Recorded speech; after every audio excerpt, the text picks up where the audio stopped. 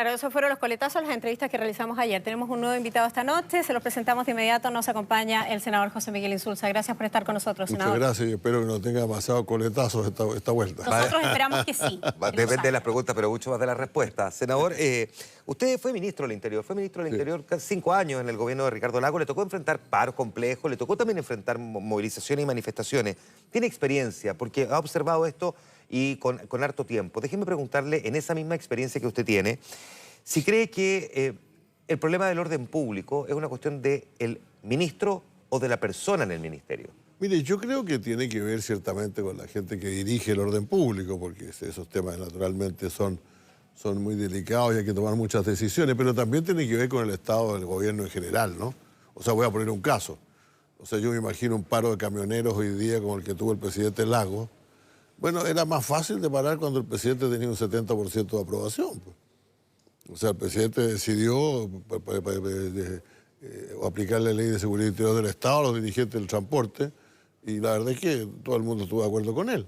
Entonces las cosas se ponían, ahora la situación es completamente distinta. Entonces hoy día se opera con bastante menos legitimidad que entonces y eso es una diferencia de lo que pasaba en esos años. Por lo tanto, sin embargo, y a pesar de eso, diría usted que el ministro del Interior, sea quien sea el ministro del Interior, en un gobierno que tiene bajo nivel de respaldo... Es muy difícil. Se le hace muy difícil. Se le hace muy difícil. Pero ¿tiene las herramientas suficientes como para poder controlarlo en una circunstancia como esa? A mí me llamó mucho la atención el éxito de la policía, y que están tan contentos de encerrona que hicieron. No sé qué fue fundamentalmente que usted mueve la fuerza policial de una manera de conducir a la gente que está creando más problemas en una dirección y ahí los detienen, ¿no? ¿A usted eso no le pareció exitoso? Me sonó raro porque en realidad esa cosa yo recuerdo que se hacía.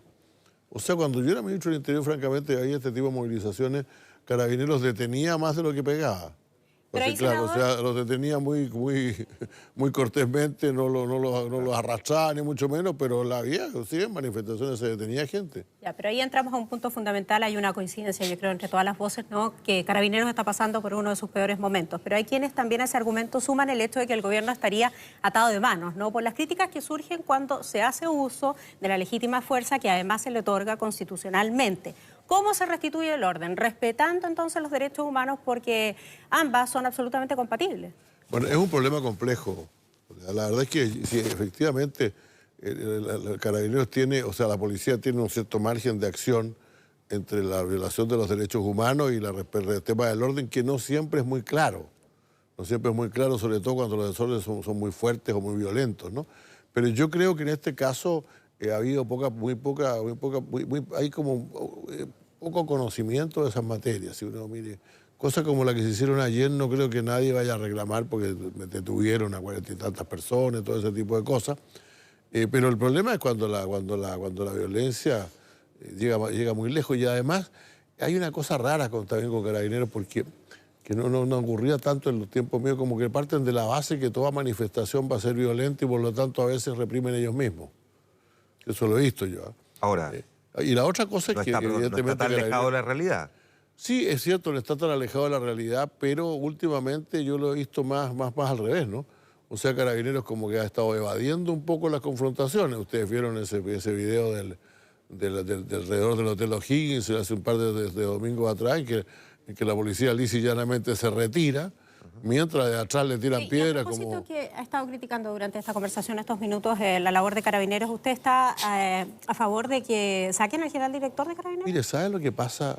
Que han sacado como 50 generales de Carabineros en los últimos años, entonces yo no sé hasta qué punto, yo no tengo incomprensión, pero yo no soy quien para decir eso, pero yo espero que si lo sacan tengan alguien que lo reemplace, porque si vamos a seguir en lo mismo de ahora, Carabineros entre las tres famosas operaciones, entre el tema de la corrupción, que es fuerte, entre la operación Huracán, que era el caso de Cachillanca, y la salida del general Hermes Soto, que por algún motivo salió con 13 generales más, pues.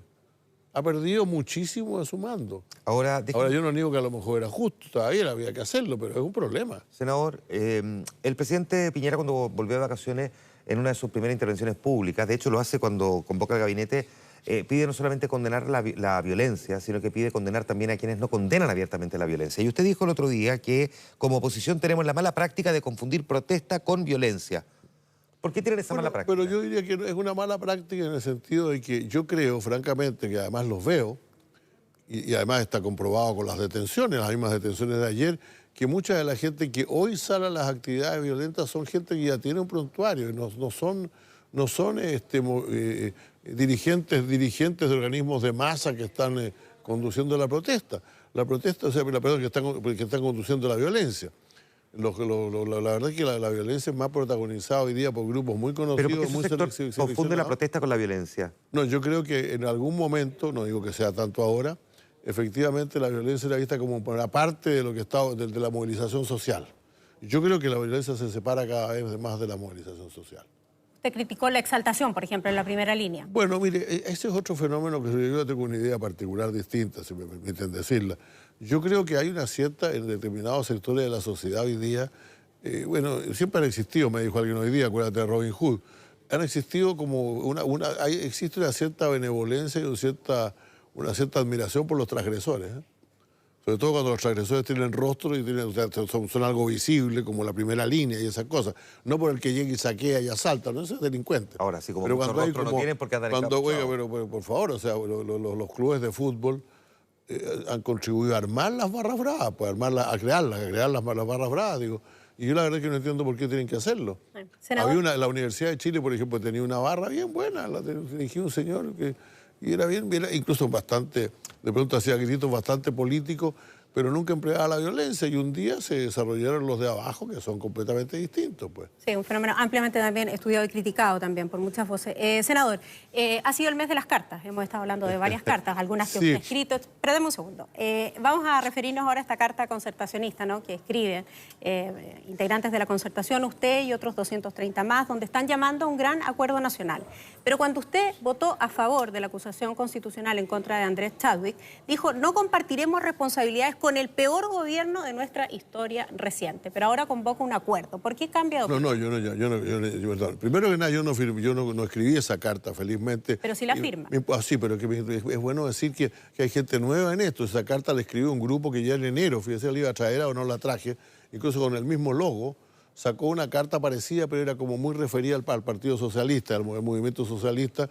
Por lo tanto, ellos ya en esa época, perdón, en enero, como en octubre del año pasado, ya hicieron otra y dijeron: vamos a hacer una más grande, con más gente a la cual pueda concurrir. Es una carta convocante. Entonces, esa carta no se refiere a un acuerdo con el gobierno. Pero es un acuerdo nacional. No, pero es que un acuerdo... Mire, lo que pasa es que esto tiene un antecedente, ¿no? Yo hace varios años, hace ya varios, y lo podría mostrar, incluso cuando hice una especie de campaña presidencial frustrada hace un par de años atrás, decía que el gran problema del mundo nuestro, es que de pronto el acuerdo nacional no en el sentido que estuviera firmado, sino más bien el consenso que existía en torno a determinadas cosas, había desaparecido porque se habían ido ya los motivos.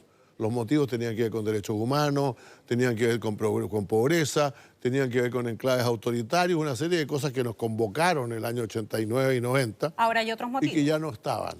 Entonces, y que no habíamos sido capaces de levantar una nueva propuesta que contara con el nivel de consenso y de acuerdo que se requiere de una acuerdo Pero en nacional. ese acuerdo nacional me imagino que está convocando también al gobierno de esto. El gobierno lo aplaude de pie, incluso el presidente tiene palabras elogiosas para la carta. Sí, está bien, pero el presidente puede tener palabras elogiosas, pero ciertamente con el nivel de aprobación que tiene no está muy en condiciones de liderar ningún acuerdo. ¿Y quién tiene que liderar el acuerdo entonces? Yo creo que es un tema fundamentalmente entre fuerzas políticas. Cuando son todos no es nadie, ese es el problema. No, es que ese acuerdo, o sea, los gérmenes de ese acuerdo estuvieron el día que se firmó, que se acordó el plebiscito, pues. Si el plebiscito finalmente fue parte de lo que podríamos llamar un camino de salida a esta crisis, en el cual concordaron muchas fuerzas políticas. Ahora, ustedes publican esa carta y, para ser bien honesto, senador, en otras épocas la concertación tenía un peso cuando proponía cuestiones como esta. En este caso, se salvaron por poco que no le hicieron una funa. De verdad que los cuestionaron muchísimo. ¿Qué le pasó a la concertación? Pero fíjese usted que siguió... Termina la pregunta. ¿Qué le pasó a la concertación que perdió el peso que tenía en otras épocas? No, perdón, yo creo que primero que esto de la concertación lo dijeron ustedes. No hay nadie en ese que haya firmado ese documento que diga somos la ex concertación. No, pero basta con es gente que, no, pero la gente, perdón, repito, la mayor parte de la gente que la elaboró, que trabajó en ella, son personas que no son por así decirlo, de los principales dirigentes de la concertación, la primera línea de la concertación, por así decirlo. No, Ahora, lo que pasa es que ellos, naturalmente, como muchos otros, pidieron que la gente, le pidieron a mucha gente que firmara, y dicho sea de paso, mientras duraba la tiradera de piedras entre todos, entre nosotros, firmaron la carta más gente que la que había firmado originalmente, pues. O sea, la firma que está en el sitio web, al cual se puede firmar, son más de 400. Pero yo no creo que exista tanta discrepancia como la que se ha figurado. Yo vi una carta que sacaron ayer, también otro grupo de personas de un sector que se salió del Partido Socialista y algunos otros. Yo no creo que sean tan grandes las diferencias, creo que son aquellas cosas que típicamente se arreglan con un buen diálogo y una buena conversación, y una buena búsqueda de acuerdo. Por eso yo no me negué a criticarla, dije, mira, no vale la pena, yo no voy a entrar a compartir la idea de que alguien diga estos son los que están por la violencia. No, no es así, no es así. Yo creo que a la izquierda la violencia le molesta particularmente, le crea un problema porque ve que hay mucha gente, además de los movilizados violentos, por así decirlo, hay mucha gente de izquierda que está en las movilizaciones. Claro, senador, a usted le ha tocado hacer política durante ya varios años, ¿no? Y una política... No sabe cuánto. Usted sí lo debe tener más claro que yo. Una política donde los protagonistas claramente han sido hombres, ¿no? Hoy usted votó a favor de la paridad, sintió en su fuero interno que hay un cambio en este aspecto de aquí en adelante, para siempre. Mire, yo creo que es el cambio, yo lo dije así en mi discurso, es el cambio más significativo de nuestra era, y no estoy exagerando. Porque es lo único que no tiene precedente. O sea, usted dice, mire, esto ya pasó alguna vez. O sea, la revolución industrial, bueno, es la tercera revolución industrial, la cuarta, ya hubo una primera y una segunda y probablemente la que se admiró igual. El progreso de la medicina también fue igualdad de género y plena libertad de la mujer para decidir sobre su vida no ha existido nunca en la historia de la humanidad. Entonces, y por eso creo que hay que darle mucha importancia a esto. Y cambió la política chilena para siempre en ese aspecto.